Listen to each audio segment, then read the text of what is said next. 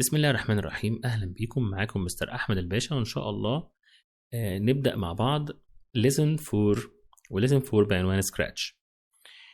سكراتش هو برنامج، يعني ده أصلا اسم برنامج، والبرنامج ده بيعلمك إزاي إن أنت تكون مبرمج أو تقدر تستخدم البرنامج ده في صنع حاجات بسيطة. فبيبدأ معايا إن البرنامج ده اللي اسمه سكراتش هو برنامج انت بتبدأ بيه استخدامك للبرمجة.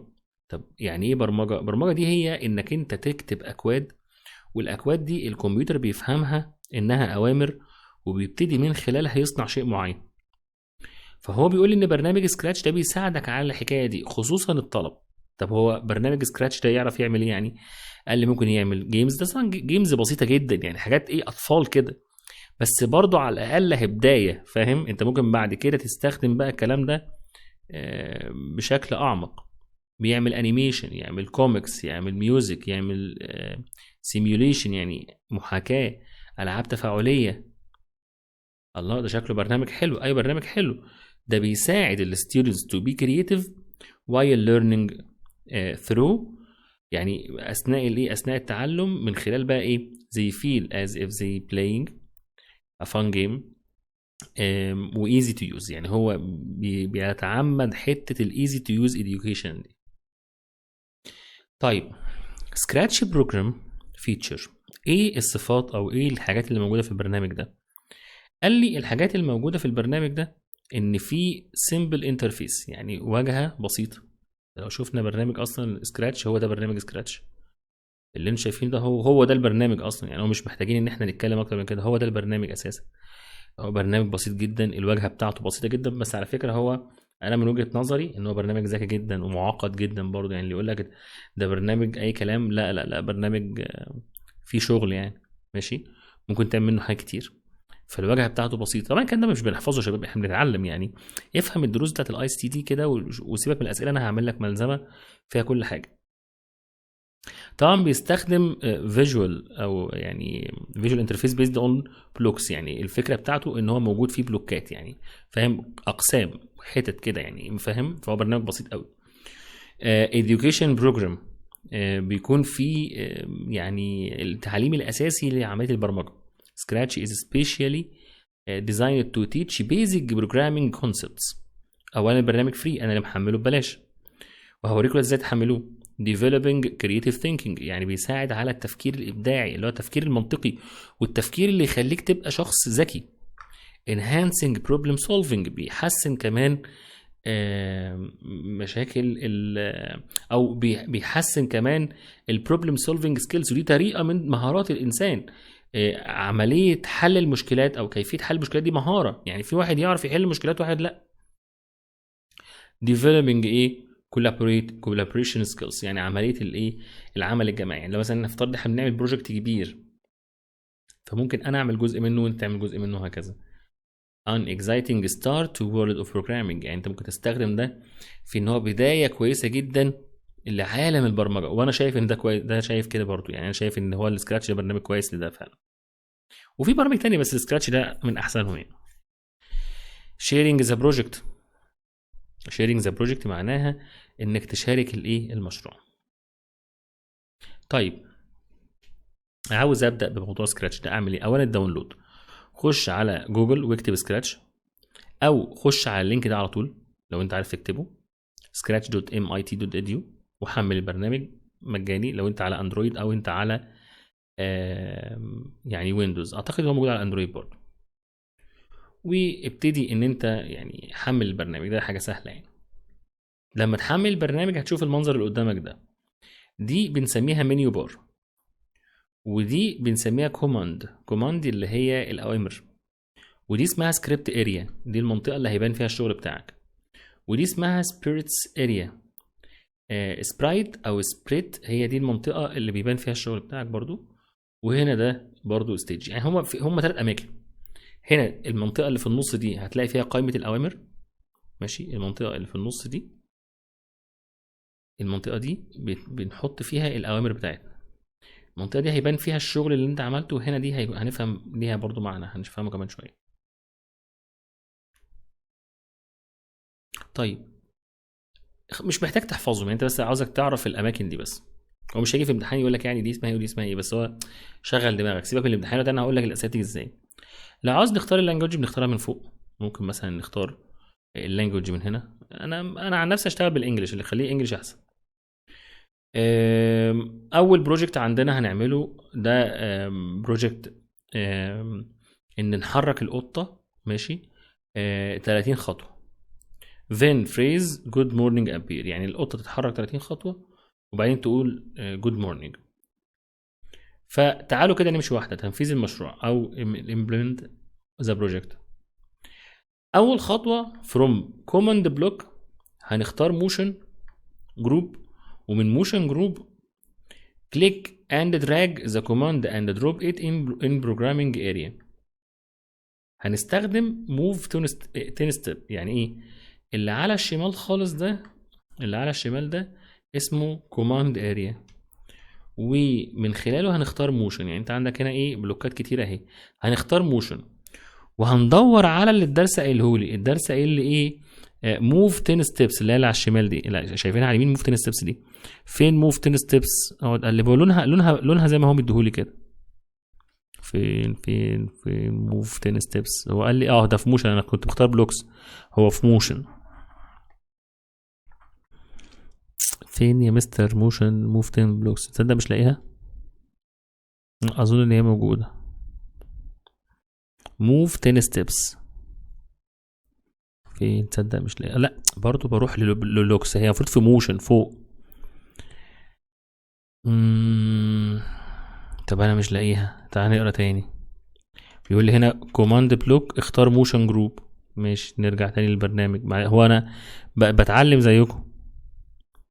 change set play sound stop.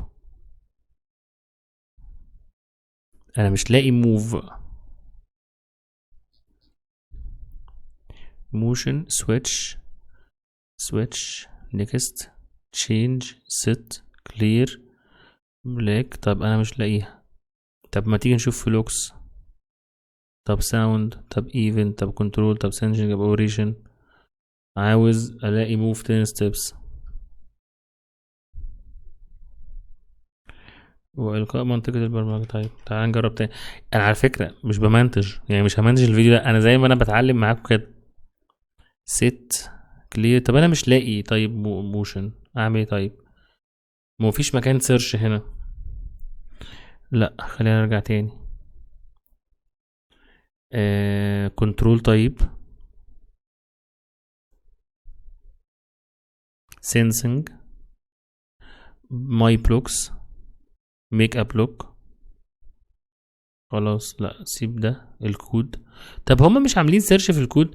تصدق برضو ان دي نقطة برضو غلط من عندهم، ان المفروض كان يبقى فيه سيرش على الكود. انا بدور دلوقتي على الموشن. ايه ده؟ هو فين الموشن اصلا؟ نو موشن بلوكس. ليه نو موشن بلوكس؟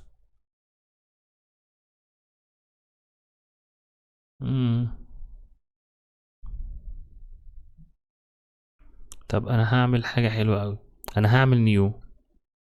ايه ده؟ الحقوا يا شباب الحقوا، انا كنت داخل على البرنامج غلط. انا كنت اصلا قبل ما اعمل الفيديو ده كنت عمال يعني اتدرب عليه، فواضح ان انا عملت حاجه غلط. فخليني، انا قلت لكم مش هعمل مونتاج، يعني مش هقص حاجه، وانا زي ما انا كنت بجرب كده. المهم لقيت فعلا اهو في موشن، بس هو قال لي ايه؟ مفيش موشن. فانا عملت ايه؟ فايل ودوست نيو.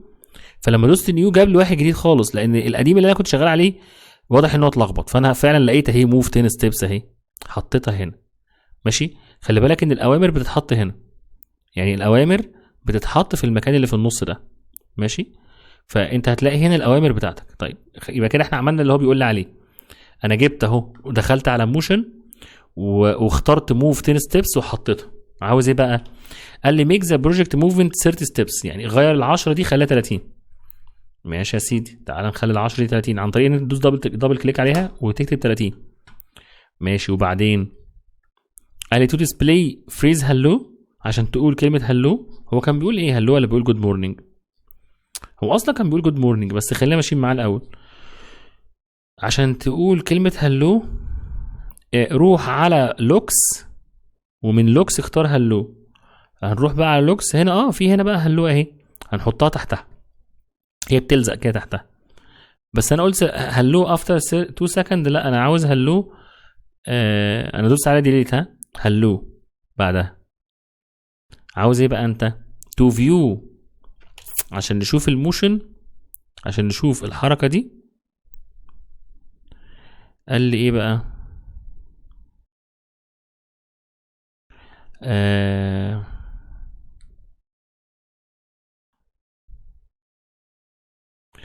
in the script area event block when clicked. وعلى فكرة هنا لحد دلوقتي مش عارفين نحرك القطة دي، عايزين نحركها.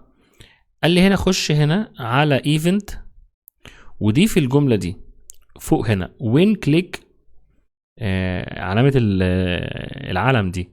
فانا خدت هنا الايفنت، رحت على ايفنت وهتبقى بقى في 3 اوامر. اولا تتحركي 30 خطوه، ثانيا تقولي هلو لما انا ادوس على العلامه دي. فين العلامه دي بقى؟ العلامه دي فوق اهي، اللي بالاخضر فوق دي. طيب وبعدين ادوس بقى ولا ايه؟ لتنفيذ المشروع او تو اكسكيوت ذا بروجكت كليك الريد فلاج او الجرين فلاج. تعال ندوس على الجرين فلاج، يلا نشوف يا رب تشتغل يا رب. هي اتحركت كده 30 خطوه، ولا هو بيعتبر ان دي كده 30 خطوه؟ ماشي يا سيدي، شكرا. هو بيعتبر كده ان دي 30 خطوه، يعني ان هي بص اصلا القطه بدات تتحرك. هي 30 خطوه دي اللي هي الحته اللي مشيتها دي، يعني هو بيعتبرها كده 30 خطوه. طب ما دي نخليها 500 خطوه. يا لهوي دي مشيت. ال 30 دي المسافه اللي هي تمشيها كده. ال 30 دي حته صغيره، 100 دي حته كبيره شويه. خليها مش 30 صغيره، ويخليها 100 مثلا. هتمشي بقى حته مثلا ايه متوسطه كده،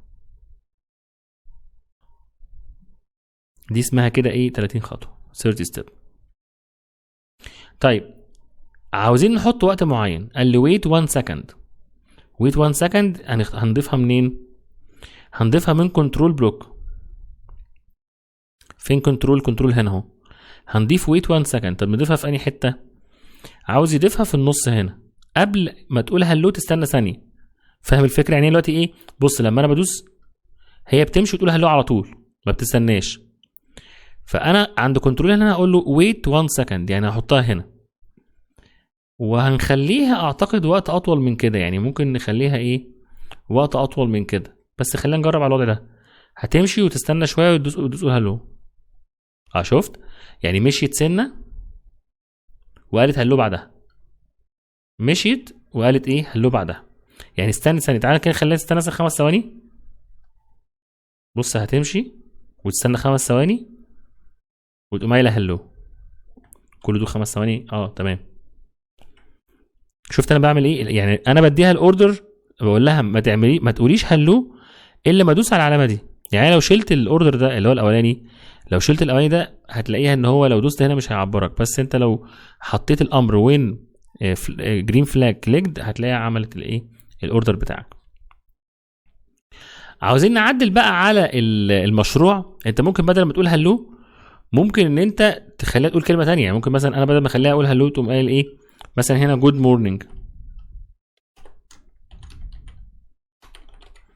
مثلا. فبص كده هتمشي تقعد 5 ثواني وتقوم قايله ايه جود مورنينج. فاهم الفكره؟ طيب عاوزين بقى نعدل على البروجكت ده. احنا هنضيف، يعني احنا عاملين 30 ستيب وعاملين ويت 1 سكند وسي هلو، هنكررهم تاني. يعني احنا عاوزين نكرر الكلام ده تاني. يعني انا عاوز اعمل ده، اكرره ازاي؟ فصلت ده عن ده وهاخدهم كوبي واحطهم. يعني انا علمت على دول اهم، علمت على دي ودي ودي ودي، انا علمت عليهم الثلاثه اهو. بتدوس شيفت وتعلم عليهم، ودوست كنترول سي وكنترول في. كنترول سي يعني انسخهم، وبدات الزقهم هنا، وخدت ده كله لزقته هنا. شوف هو هيكرر الحكايه تاني. يعني مثلا هقول له ويت 1 سكند وقول جود مورنينج، وهنا ويت 1 سكند وقول جود مورنينج. بص بقى هنا هيبقوا خطوتين. تعالي يا قطه انت رحتي فين؟ بص كده هتمشي اول مره وتقول جود مورنينج، ماشي. هي مشيت مرتين ورا بعض ولا ايه؟ هي مشيت مرتين. اخدت بالك؟ هي في المره الاولى ما قالتش جود مورنينج ولا ايه؟ قولي كده يلا.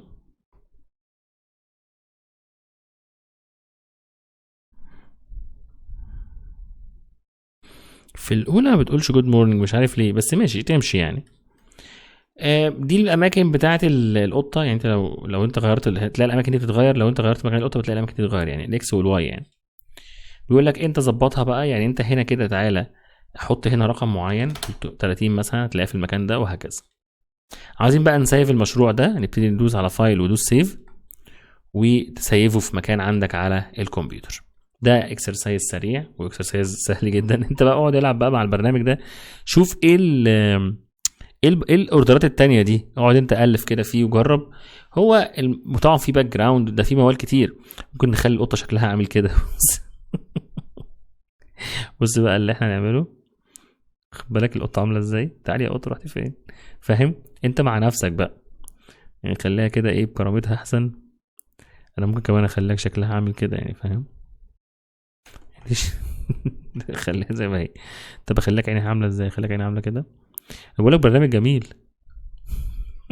بس القطه بقت عامله ازاي، يعني احنا دمرنا القطه بصراحه. خلاص، انت بقى عيش مع نفسك مع البرنامج ده، نزل البرنامج. والافضل تنزله من على الكمبيوتر. وبتمنى لكم يا رب كل التوفيق والنجاح. كنت معكم مستر احمد الباشا، باي باي.